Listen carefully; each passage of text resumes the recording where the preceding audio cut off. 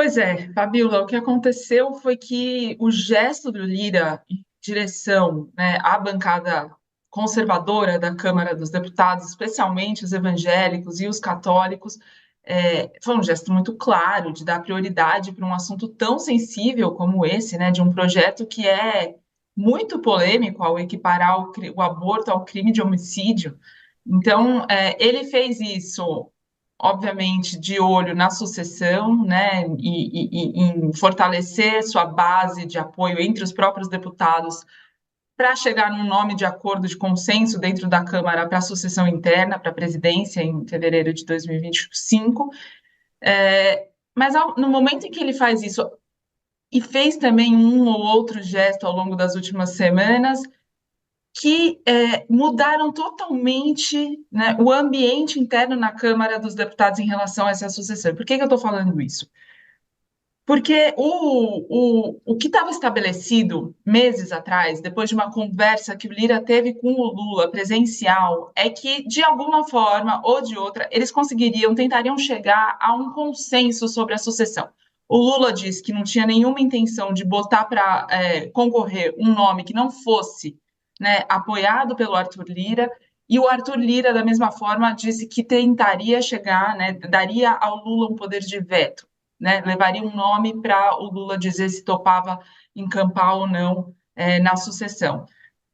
E aí, desde então, os candidatos que já estavam mais ou menos colocados nessa corrida se movimentaram, alguns mais do que outros. E o Elmar Nascimento, que é um candidato da preferência do Arthur Lira, amigo pessoal dele, se movimentou muito, conquistou apoio à esquerda, sendo que ele é um político mais de direita.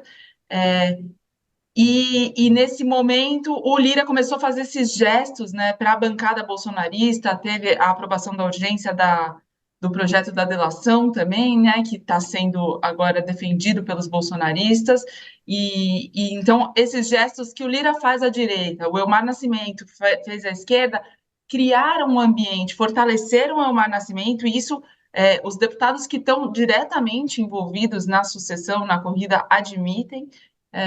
Isso fortaleceu o Elmar Nascimento e colocou uma animosidade entre o Arthur Lira e o Palácio do Planalto, porque se fortalece um candidato que não é necessariamente o nome da preferência do governo Lula, e ao mesmo tempo você cria um ambiente na Câmara muito desfavorável para o governo, porque é isso, o Lula não se posicionou, né? Está sendo muito cobrado para fazer isso.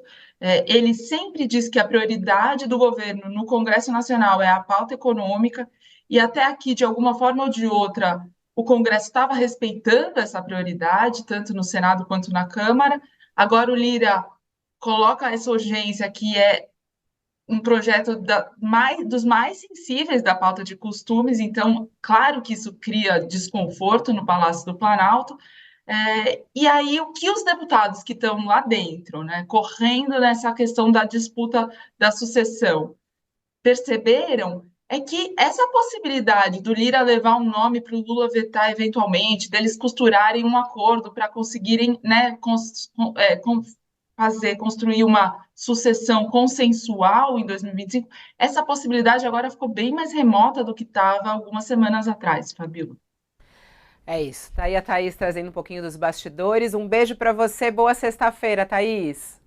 Um beijo, Fabíola, obrigada, boa sexta para todo Tchau, mundo. tchau. Beijão, Thaís. Vamos seguir Tchau. aqui o nosso barco do nosso All News e trazer aqui também outras apurações. O próprio Thales tem apuração também para gente sobre essas possibilidades de mudança do texto, né, Thales? Porque há muita gritaria neste momento em relação a esse projeto. Gritaria real mesmo, mulheres indignadas com esse projeto. É possível mudar alguma coisa? É possível reverter alguma coisa antes mesmo de ir à votação em plenário? Ô Thales, o que você apurou? Você parece que conversou com o relator, né? É possível reverter. Antes, sobre um pouco isso que a Thaís falou, o relator, eu conversei com ele agora de manhã, Sóstenes Cavalcante. Ele é da Igreja da Assembleia de Deus.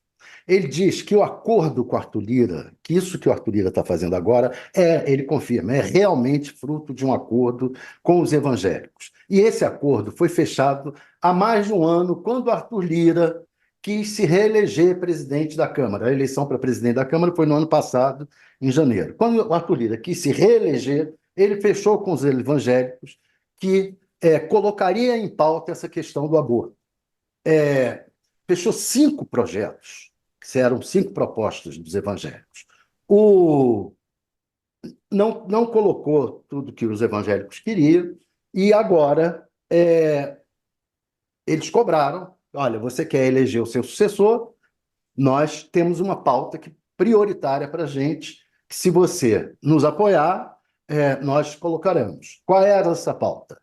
Essa questão do aborto, drogas, que já está na CCJ, porque veio do Senado e que o Arthur Lira vai acelerar, e capelania. Capelania é uma resolução do CNJ que impede proselitismo nas igrejas, proselitismo político nas igrejas. Então, nas igrejas, proselitismo político dos evangélicos, digo, não é nas igrejas, dos evangélicos nos presídios. Então, eles estão com um projeto que eles chamam de capelania, capelães, né? E que esses capelães eles terão possibilidade de falar de política nas igrejas, nos presídios. Ele diz que o Arthur vai cumprir tudo.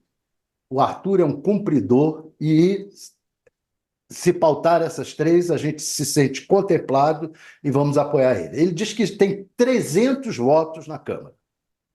Vamos ver se tem tudo isso mesmo. Diz que tem 300 votos na Câmara para aprovar o projeto. Alice, mas para eu entender... Sobre essa mudança... a mudança, Sobre essa mudança, ele diz o seguinte: eu não coloquei, eu defendo que aumente a pena dos estupradores. Não coloquei no projeto porque não é da técnica legislativa. Ou seja, o projeto que trata de um assunto não pode entrar em outro assunto que é crimes e penalização de crimes, em geral. Ele trata ali de gravidez e de parto, do tempo do tempo de possibilidade de aborto. Aí ele disse, não, na técnica legislativa ia barrar, ia dizer que não tinha boa técnica legislativa. Então, não botei no projeto. Mas, na Câmara existem, no Congresso, existem milhões de jabutis. Eu não podia colocar no projeto, como autor do texto. Mas, se a relatora, que vai ser uma relatora, colocar, eu também apoio que aumente a pena para 30 anos e iguala, então, a pena de estuprador com a possibilidade de pena das mulheres que fizerem aborto e que ele é contra esse aborto após 22 semanas. Na verdade, ele diz outra coisa. Ele não gostaria só de 22 semanas. Ele gostaria que fosse um estatuto do nasciturno, em que o aborto fosse proibido desde o início. Ele diz que na França, por exemplo, a partir da 12ª semana não pode fazer aborto. Nós colocamos 10 semanas a mais, 22 semanas, então fomos até condescendentes, acho que vai passar. É essa questão, a conversa que foi com eles. Bom,